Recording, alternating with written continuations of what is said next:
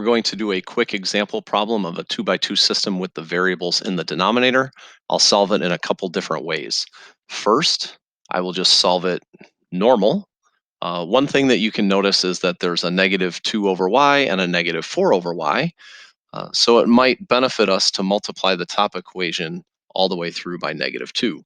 So we have negative 12 over x plus 4 over y equals negative 38. We also have 5 over x minus 4 over y equals 10.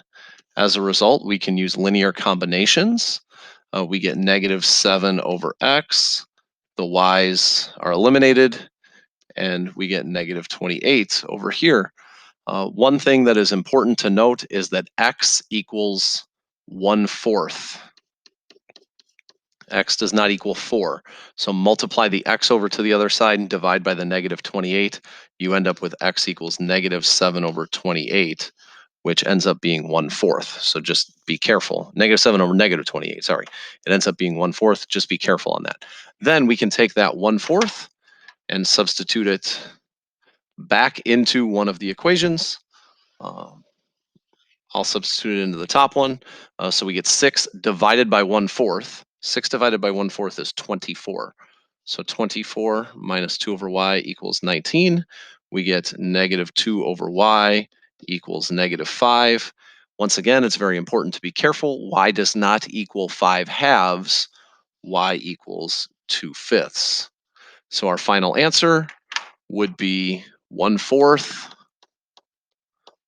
2/5. So that's one way to do the problem. The second way to do the problem is to rewrite everything where you have 6 times 1 over x minus 2 times 1 over y equals 19. You can have 5 times 1 over x minus 4 times 1 over y equals 10. This can help you if you struggle seeing what's happening with the variables as it's written. So we can basically treat 1 over x and 1 over y as if they're kind of variables on their own.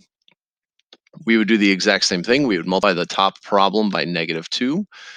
So we would end up with negative 12 times 1 over x plus 4 times 1 over y equals negative 38. We would again use linear combinations. We would get negative 7 times 1 over x equals negative 28. Sorry, that negative sign looks a little loopy there. And then we would get 1 over x equals 4 after we divided both sides by negative 7. We can then use our deductive reasoning to realize that x equals 1/4.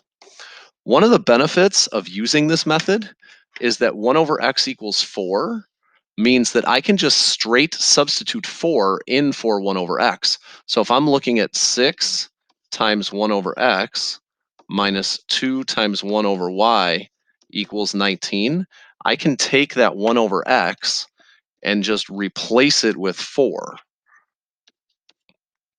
because 1 over x equals 4. Then I end up doing the exact same thing I did earlier, which is 24 minus 2 times 1 over y equals 19. Once again, I would subtract 24 and divide by negative 2, and I end up with 1 over y equals 5 halves, which I would then do a little algebra and get y equals 2/5. So once again, my answer would be 1/4, 2/5. Finally, I could use a third methodology, and the third methodology is replacing 1 over x with a dummy variable, say a, and 1 over y with a dummy variable, say b. Now the danger with using b is you might get confused with a 6 or something. So if that causes confusion, maybe you can use r and t. Of course, there are lots of variables that cause confusion. T can be a plus sign, so just you have to be careful when you're writing things. So I can replace this with 6r minus 2t equals 19, and 5r minus 4t equals 10. This ends up being, once again, very easy to solve. You're going to see me doing the exact same thing I did a bunch of other times. Negative 12r plus 4t equals negative 38. If you notice a pattern developing, it's because the numbers end up being the same all the time. Negative 7r equals negative 28, so r equals 4. When I substitute r back in, I can do it in either equation. I'll choose the bottom one this time because I haven't used it yet. So then what we do is we have to recognize that r and t were actually 1 over x and 1 over y. So we take the reciprocals of r and t. So the reciprocal of 1/4, or the reciprocal of 4 is 1/4, and the reciprocal of 5/2 is 2/5.